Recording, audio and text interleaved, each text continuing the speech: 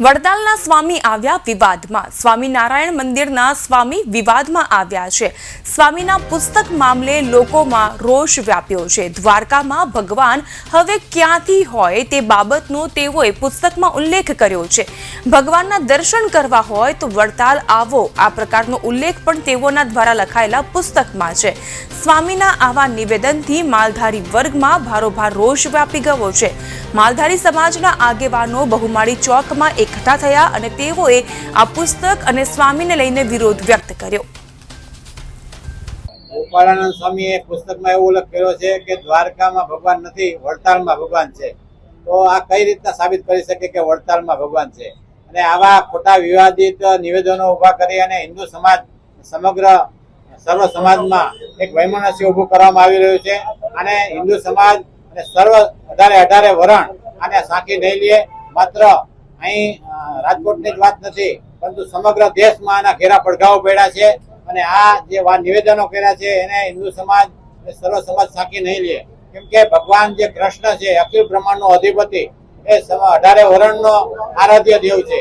અને જે સામાજિક જે સ્વામિનારાયણ સંપ્રદાયના સંતો આવા હિન્દુ દેવી દેવતાઓના નીચા દેખાડી અને સમાજમાં વૈમનસ્ય ઉભું કરી રહ્યા છે, તો આનો સમગ્ર હિન્દુ સમાજે બહિષ્કાર કરવો જોઈએ। કેમ કે તમે વૈભવી સુખ સુવિધાઓ ભોગવી રહ્યા છે, ત્યારે હિન્દુ સમાજના સંતો અને સાધુઓ જુઓ કેવી અવસ્થામાં પણ હિન્દુ જાગૃતિનું કામ કરી રહ્યા છે। આજે જ્યારે સનાતન ધર્મની જ્યારે વાત આવતી હોય ત્યારે સનાતન ધર્મ માટે ભગવાન શ્રી કૃષ્ણ હોય, દ્વારકાધીશ હોય, બ્રહ્મા વિષ્ણુ મહેશ હોય, ગણપતિ દાદા હોય, હનુમાન દાદા હોય, છેલ્લે જલારામ બાપા હોય, આ લોકોએ એની બુકમાં લખવામાં કઈ બાકી નથી રાખ્યું। સર્વે લોકો જોઈ રહ્યા છે કે મંદિરોની અંદર તમારી ઓફિસો કેવી છે, તમે મંદિરોની અંદર શું કામ કરી રહ્યા છો।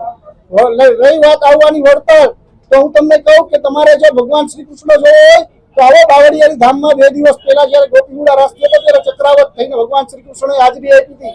2 વર્ષ પહેલા જયારે ભરવાડ સમાજ દ્વારા 3000 દીકરીના લગ્ન કર્યા હતા, જ્યાં ભગવાન શ્રી કૃષ્ણએ લગ્ન કર્યા હતા દીકરીઓના, ત્યાં પણ ભગવાને હાજરી આપી હતી। 10 લાખથી પણ વધારે માણસો હતું, ત્યારે એક પણ વ્યક્તિને માથાનો કે પગનો દુખાવો નહોતો થયો।